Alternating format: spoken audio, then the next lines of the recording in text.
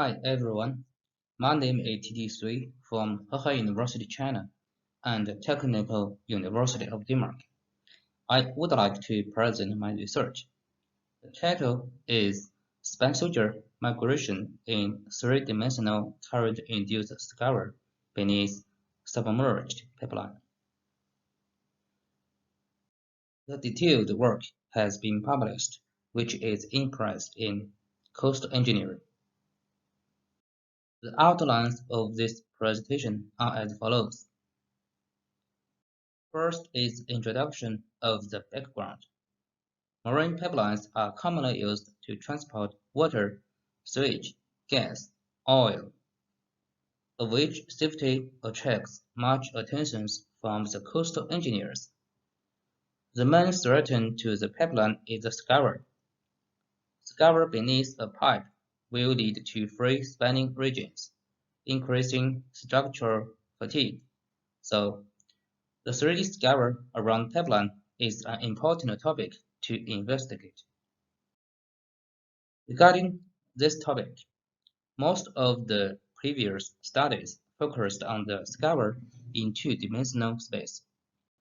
Hansen measured the span migration velocity for clear water region, while they introduced the bed shear stress amplification factor. Chen also studied this topic, but in the live bed region.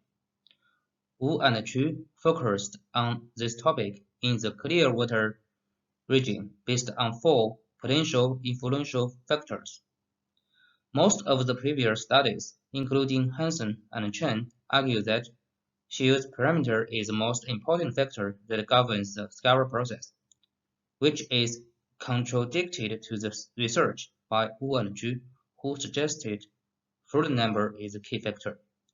As there is no unified model which can predict scour span migration rate in both live bed and clear water region, the motivation of the study is propose an unified model by considering both live bed and clear water region, and solving the above contradictions that determine which one is the most important factor.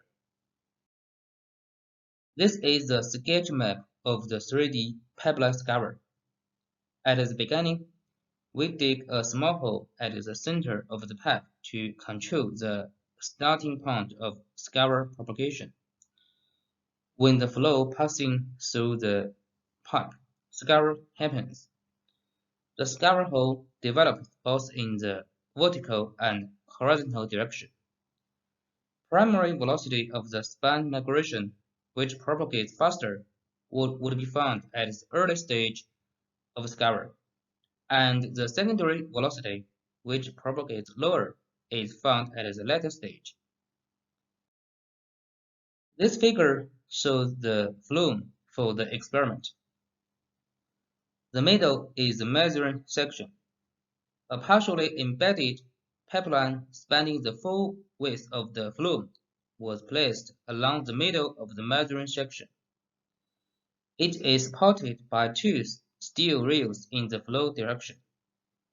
Three types of measurement were performed in the campaign, which are mapping of the sand bed level before and after each test, video recording of the scour evolution, and measuring the transverse velocity profile.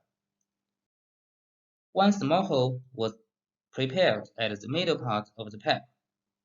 Totally 14 cases were carried out in the experiment. The maximum shear parameter is 0.18, which is twice of the previous studies. Most realistic cylinder particle size ratio is 444, which is 3 times of the previous study. Snapshots from the video recording is shown for different shear parameters.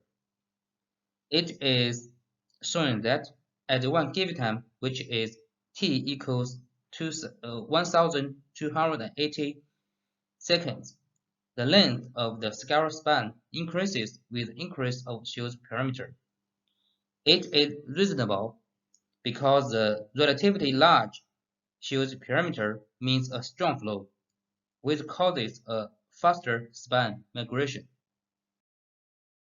The scanning of the SCOUR before and after the experiment are shown in this figure for different Hughes parameters.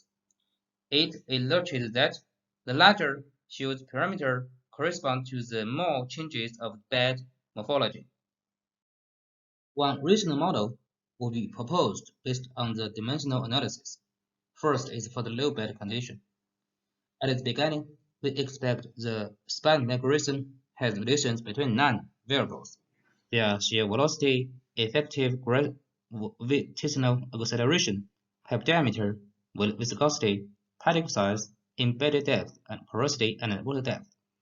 This equation 1 can be reduced through standard dimensional analysis to one involving 7 non-dimensional quantities in equation 2.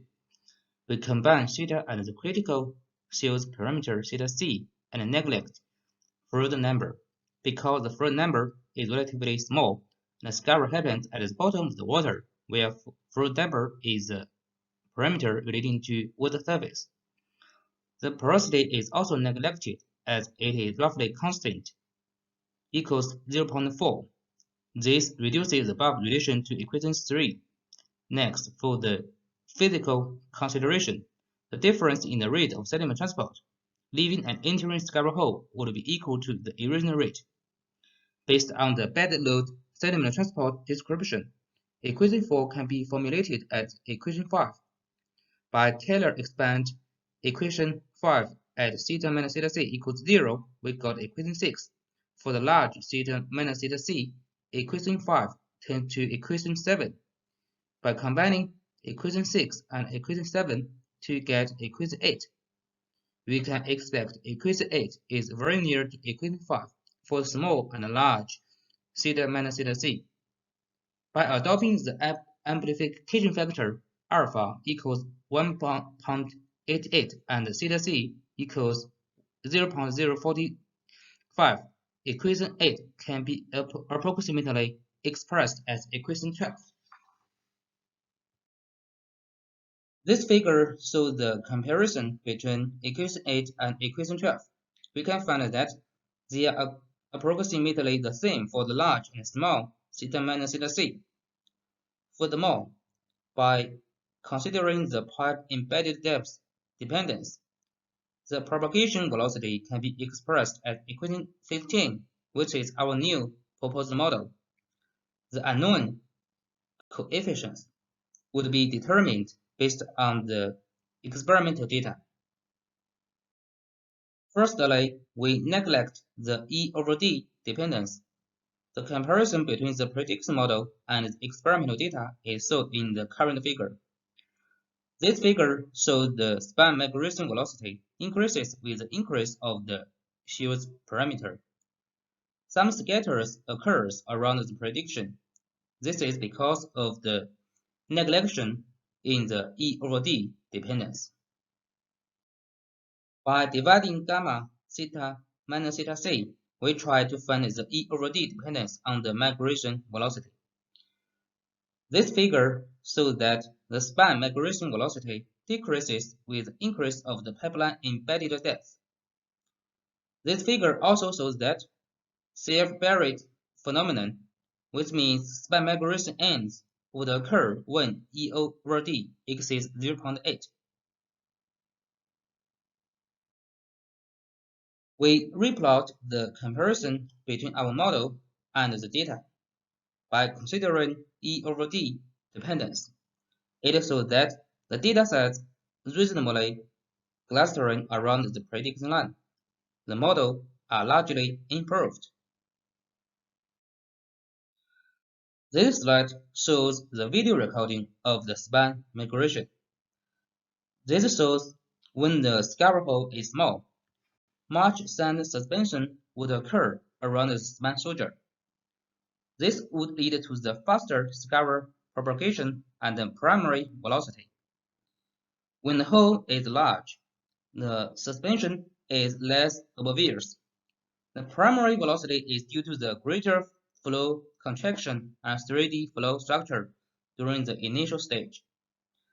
This figure indicates that The transition from the primary velocity to the secondary velocity is highly related to the size of the SCOUR hole. Interested readers can download the video from the link below. As we know, the SCOUR equilibrium depth is roughly a constant as 0.6 times of the pipe diameter. So we can expect that the horizontal distance for transition from primary to secondary velocity would be a constant value. We plot the transition location with the varied theta minus theta c. This figure indicates the velocity transition is at around 15 pipe diameters for both leaf and clear water region. For the clear water region, we consider the flow condition in theta over theta c rather than the theta minus theta c in leaf bed region when considering the dimensional analysis. By following similar procedure with leaf bed, we can finally get the prediction model in equation 22. This figure shows the comparison between the prediction model and the datasets.